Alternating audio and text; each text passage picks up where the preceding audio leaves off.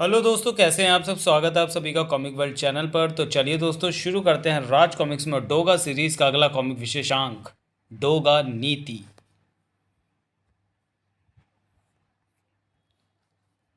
चुनाव सिर पर है लल्लन यादव और वो सीएम संभाजी राव, हम तीनों पर भारी पड़ सकता है। घबराते क्यों हैं शंकर पुत्तोल? चुनाव में हमारे दलों को भी तो जीत मिलनी निश्चित है।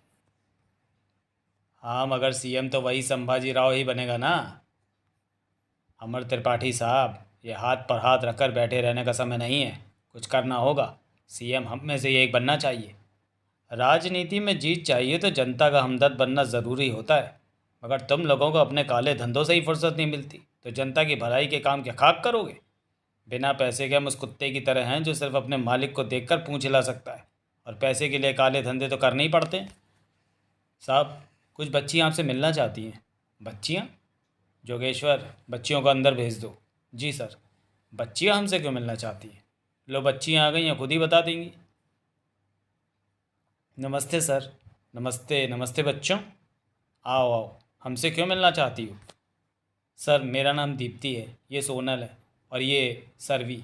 हम नन्हे रिपोर्टर्स कॉलम के लिए लिखते हैं। हम तीनों आपका इंटरव्यू लेना चाहती हैं। नन्हे रिपोर्टर्स?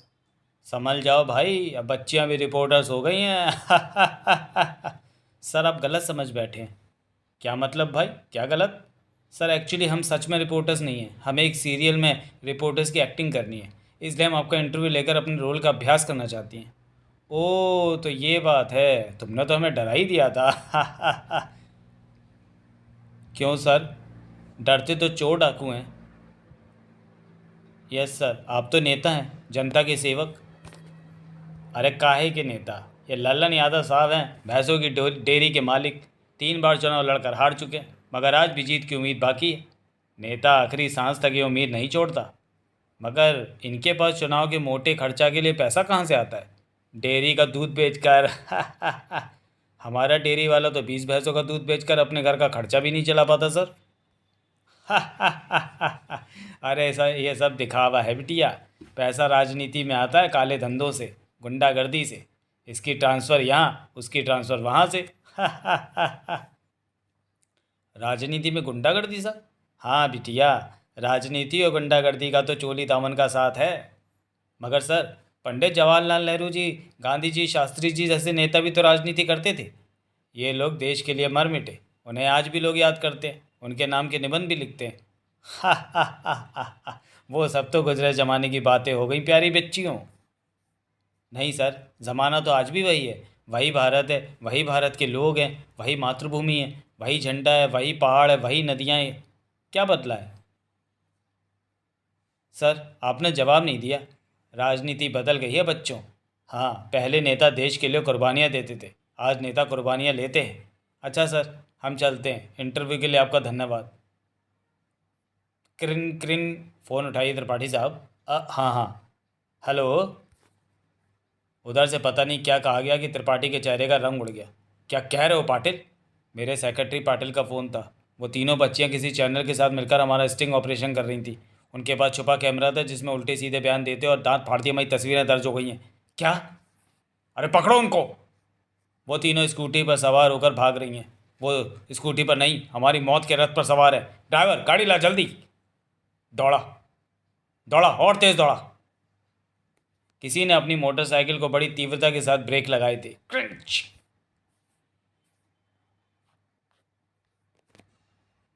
यह सूरज था, अदरक चाचा के शिष्य सूरज। कोई कार एक्सीडेंट करके भाग गई है। कार इनको घसीटती ले गई थी। बच्चियां बुरी तरह से कुचल गई हैं। दो का सिर फट गया है। ये बची नहीं है, कार ने पीछे से टक्कर मारी थी।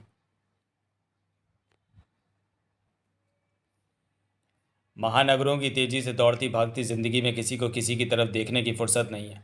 लोहे की मशीनों में बंद दौड़ते भागते लोग भी जैसे मशीनों में बदल गए हैं। पी पी पौ पौ।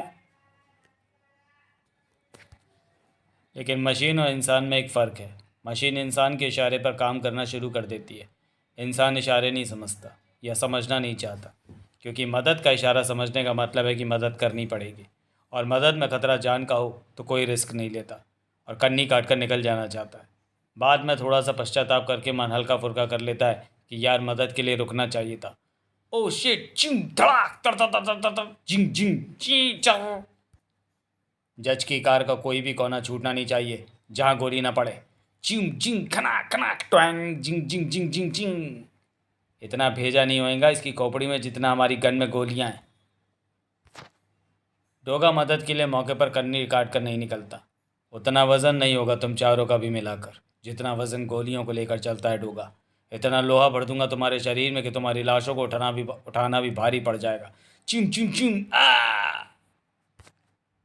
हाँ, तुम्हारे शरीर से कुछ हल्का भी होगा। तुम्हारी नसों से बह जाने वाला तुम्हारा खून और सीने में धड़क रही तुम्हारी सांसें। कुछ टूटेगा।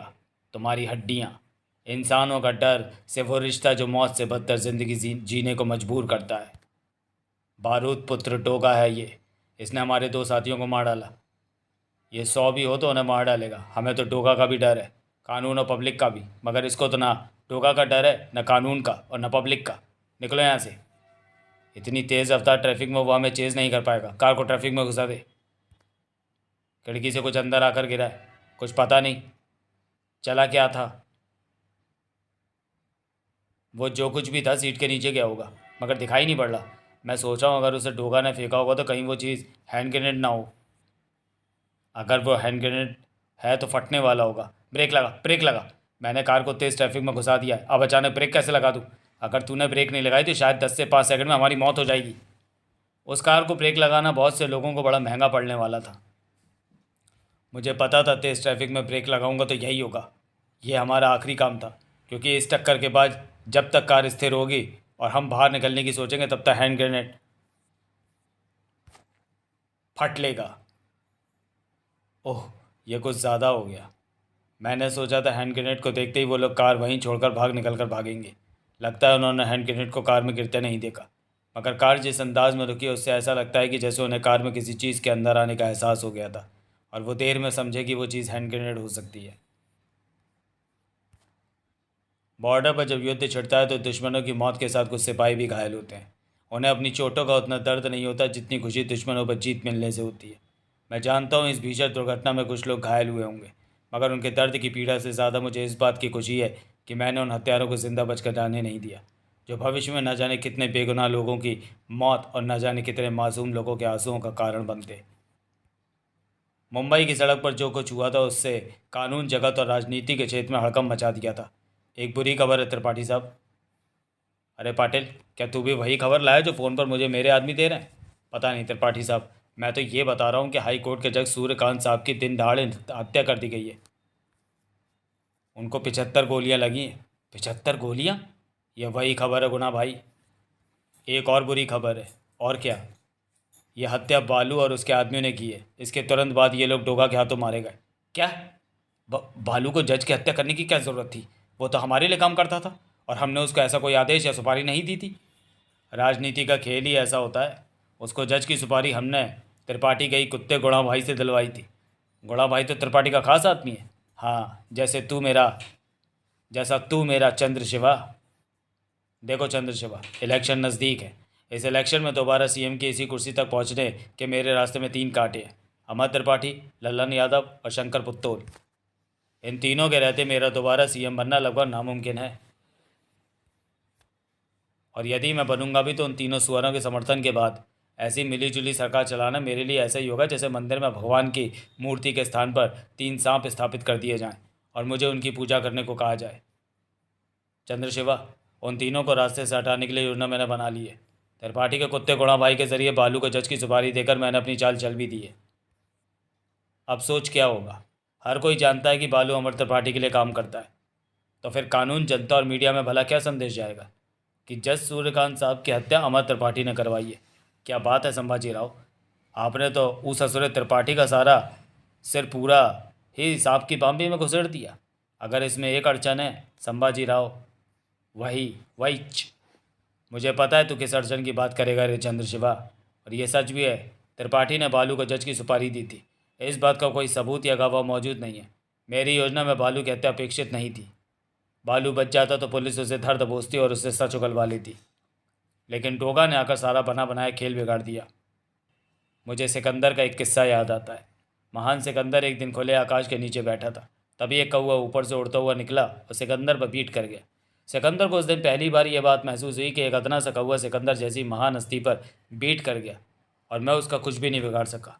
इसका तात्पर्य यह है चंद्रशिवा की एक ताकतवर आदमी को अगर अपने अंदर की दुर्बलता दिखाई नहीं पड़ती तो उसकी ताकत का कोई लाभ नहीं।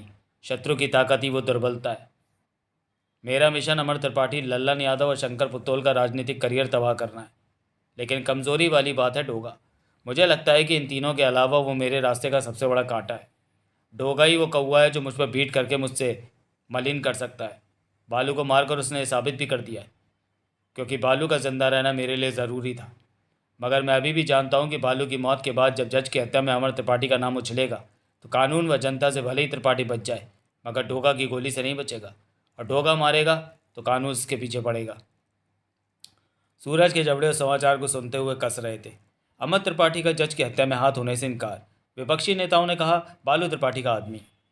ये नज़ारा है आलिशान सिल्वर ओक मॉल का, जिसे जज सूर्यकांत साहब के आदेश पर तोड़ा जा रहा है। ऐसे 4 और मॉल पर चलेगा नियम का हथौड़ा, जिन्हें लाल डोरा के क्षेत्र में करोड़ों की लागत से बनाया गया। इसमें बड़े बड़े फैशन डिज़ाइनर्स व ज्वेलर्स के शोरूम ध्वस्त। कहा जा रहा है इन मॉल्स के टूटने से अंडरवर्ल्ड को इन शोरूम मालिकों से मिलने वाला करोड़ों रुपए का हफ्ता डूबने का खतरा पैदा हो गया था। करोड़ों के हफ्ते का यही नुकसान जज सूर्यकांत की हत्या का ज़बरदस्त कारण माना जा रहा है। और इस हफ्ते की वसूली करता था बालू, जिसे नेता अमर सिंह त्रिपाठी का आदमी बताया जा रहा है। अमर त्रिपाठी ने मॉल्स टूटने के विरोध में धरना भी दिया था। अमर त्रिपाठी का बयान, मुझ पर इल्ज़ाम, विपक्ष की साजिश। बहरहाल साजिश का पता तो पुलिस लगाएगी। फिलहाल इस विषय पर बात करने के लिए हमारे स्टूडियो में एक्सपर्ट। अमर त्रिपाठी की नींद उड़ी हुई थी। बाम लगाने से सिरदर्द में कुछ फ़र्क पड़ा त्रिपाठी साहब? बाम नहीं, बम लगा पाटिल, उस कुत्ते डोगा के सिर पर। मेरे सिर का दर्द तो डोगा है। कमकत ने बालू को मारकर सारी कहानी विपक्ष की तरफ मोड़ दी। अगर वो उसे ना मारता तो मैं उस गद्दार से ये तो उगलवा लेता कि उसे जज को मारने की सुपारी किसने दी थी। भेजने वाले चिरकुट का नाम ही नहीं है। खोलूँ क्या? अब नोटों की गड्डी तो है नहीं जो जाकर तिजोरी में रख देगा। घोड़ा भाई कुरियर का पैकेट लेकर आया। त्रिपाठी साहब, कुरियर से कोई पैकेट आया है। पैकेट किसने भेजा है? अपुन खोलता है। बिना नाम पते का कुरियर कौन दे गया? खुलने दे, पता चल जाएगा। तो त्रिपाठी साहब, इसमें तो गन है। गन?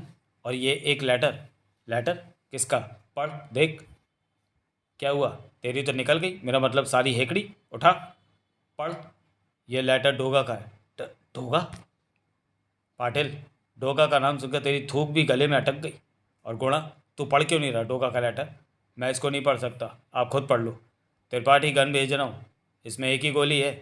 अगर तू उसे अपनी कनपट्टी पर खुद मार लेगा तो एक आसान मौत मरेगा, और अगर तूने ये गोली अपनी कनपट्टी पर नहीं चलाई तो फिर मेरे हाथों तड़प तड़प कर मरेगा। फैसला तुरंत कर, क्योंकि मेरे पास समय अधिक नहीं है। ये गन उसने मेरे लिए भेजी है? गुणा, पाटिल, मुझे लगता है डोगा हमारे आसपास ही है। उसने लिखा है कि उसके आसपास समय अधिक नहीं है। यदि मैंने इस गन की गोली उसकी कनपट्टी में नहीं अपनी कनपट्टी में नहीं उतारी तो वो मुझे तड़पा तड़पा कर मारेगा। Search him and kill the Doga. खड़े खड़े उधर उधर क्या देख रहे हो? ढूंढता क्यों नहीं डोगा को जाकर? Kill the bastard. त्रिपाठी, तो तुम उसी दरवाजे से अंदर कैसे आ गए जिससे अभी अभी पाटिल बाहर गया? मैं दरवाजे की चौखट के साथ ही सटा खड़ा था। पाटिल ने मुड़कर नहीं देखा। देखता तो मैं दिख जाता। फिर जब मैं अंदर आता तो मेरे चाकू पर उसकी रेती हुई गर्दन का खून लगा होता। उसने पलट कर नहीं देखा। अच्छा किया। तेरे हाथ में मेरा भेजा हुआ पिस्टल है त्रिपाठी, इसमें सिर्फ एक ही गोली है। यदि वो तूने मुझ पर चलाई वो मुझे नहीं लगी तो तू ये गोली गंवा देगा। उसके बाद मैं तुझे गोली से नहीं मारूंगा। बिजली की नंगी तारों का ये गुच्छा देख रहा है? मैं तेरी गर्दन को इसमें जकड़ कर स्विच ऑन कर दूंगा। तो बहुत बुरी मौत मरेगा। करंट मारने से पहले बहुत तड़पाता है। ये उस आग की तरह जलाता है जिसमें कोई लपट नहीं होती। बोल, क्या करेगा? गोली मुझ पर चलाएगा या अपनी कनपट्टी पर? तेरी इस पिस्टल में एक गोली है डोगा, लेकिन मेरी इस रिवॉल्वर में 7 गोलियां हैं जो तुझे ये एहसास करा देंगी तूने यहाँ आकर गलती कर दी है। त्रिपाठी, तूने मुझ पर 6 गोलियां चलाई, जिनको मैंने भिंडी तरकारी की तरह काट कर 6 से 12 कर दिया। तूने ये नहीं बताया कि तूने एक गोली क्यों बचा दी। डोगा, मैंने पहली गोली तुझ पर यह सोचकर चलाई थी कि उसकी आवाज़ सुनकर मेरे आदमी आ जाएंगे, मगर एक भी नहीं आया। गुणा और पाटिल भी नहीं आए। हाँ, जान सभी को प्यारी होती है। मेरे यहाँ होने की बात सुनने के बाद वो यहाँ से मुझे ढूंढने के लिए नहीं गए थे, बल्कि भागने के लिए गए थे। मैंने ये एक गोली इसलिए बचाई थी डोगा कि यदि तुम्हारे डर से मेरे आदमी मुझे बचाने अंदर नहीं आए तो मैं इसको अपनी कनपट्टी पर मार लूँगा। मगर ऐसा मैं तब करूँगा जब मेरा दिमाग खराब होगा। थाए। ओह, मैं यही सोच रहा था कि नेता होकर तू शराफत से अपनी कनपटी पर गोली मारने की बात कैसे कर सकता है। तेरी बात सुनकर मैं थोड़ा भौचक्का तो हुआ था, मगर असावधान नहीं, क्योंकि रेलवे द्वारा जारी उस स्लोगन को मैंने अपनी ज़िंदगी का अहम सबक माना है। सावधानी हटी, दुर्घटना घटी। इसलिए डोगा सावधानी हटने नहीं देता, दुर्घटना घटने नहीं देता।